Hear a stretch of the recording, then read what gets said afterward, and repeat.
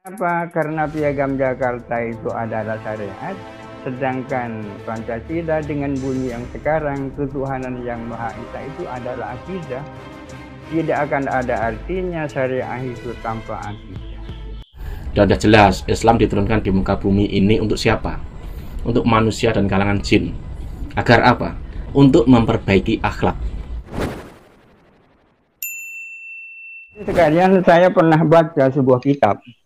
Judulnya adalah I'jazul Quran, Kemukjizatan Al-Quran. Bukan orang Indonesia yang ngarang, tapi orang Arab. Orang Arab. Di situ dijelaskan tentang bahwa ada kemukjizatan Al-Quran yang tidak langsung. Yang dijadikan contoh adalah Islamnya negara Indonesia. Kaum muslimin Indonesia menjadi muslim dalam waktu yang sangat singkat.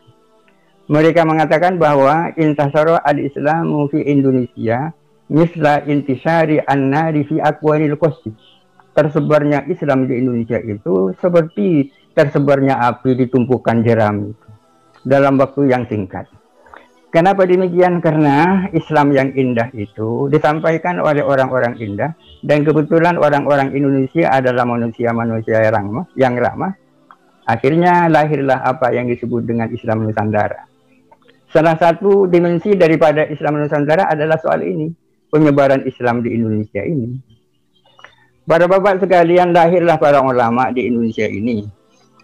Di antara tokohnya yang sangat besar adalah sosok yang pada saat ini kita bahas, yaitu Al-Alim Ar-Rabbani Syekh Muhammad Khalil Al-Bangkalani. Untuk tahu secara lebih mendalam siapa beliau itu, cukup melihat siapa guru-gurunya, siapa murid-muridnya. Beliau melahirkan murid-murid yang sangat pemberani, ya. Banyak yang alim-alim, banyak yang menjadi tokoh. Bahkan dikatakan bahwa hampir semua pendiri pondok pesantren pada saat itu adalah atas jasanya Syekhuna Muhammad Khalil Al-Bangkalani. Kalaupun kita tidak tahu keterlibatan beliau dalam perang fisik melawan penjajahan, akan tetapi cukup melihat murid-muridnya yang sangat berani. Salah satu contohnya adalah kiai di sini, Kiai As'ad Syamsul Arifin, di dalam berperang menghadapi Belanda dan Jepang, ya, dan seterusnya. Para hadirin sekalian, dengan demikian Islam Aswaja, yang tokoh-tokohnya diantaranya yang paling menonjol adalah Syekh Muhammad Khalil Al-Bangkalani, memiliki peranan yang sangat penting di dalam penyebaran Islam, di dalam mempertahankan akidah Islamiyah di Indonesia, dan sekaligus di dalam mewujudkan kemerdekaan dan mempertahankan kemerdekaan.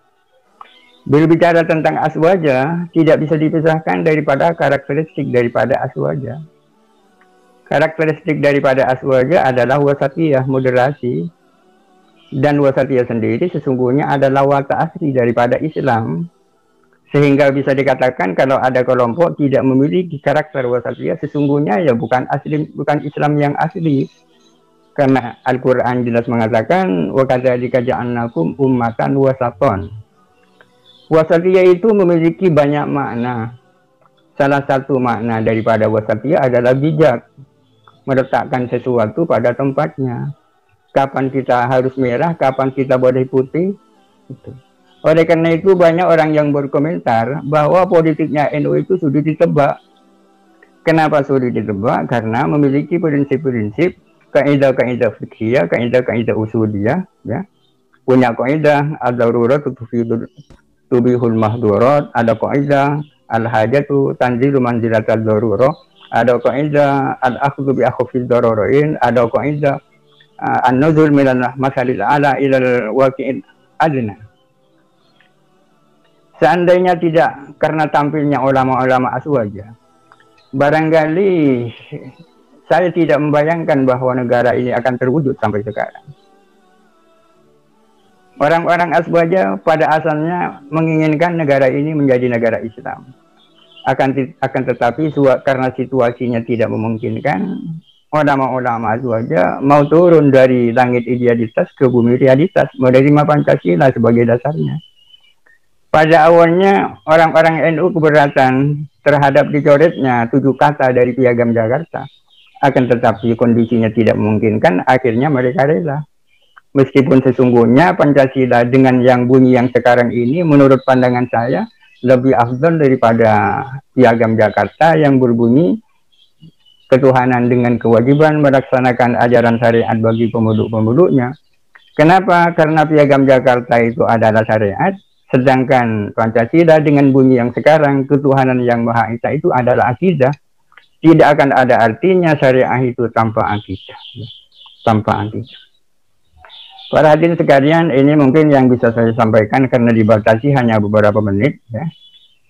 Mudah-mudahan ada manfaatnya, kurang lebihnya mohon maaf. Assalamualaikum warahmatullahi wabarakatuh.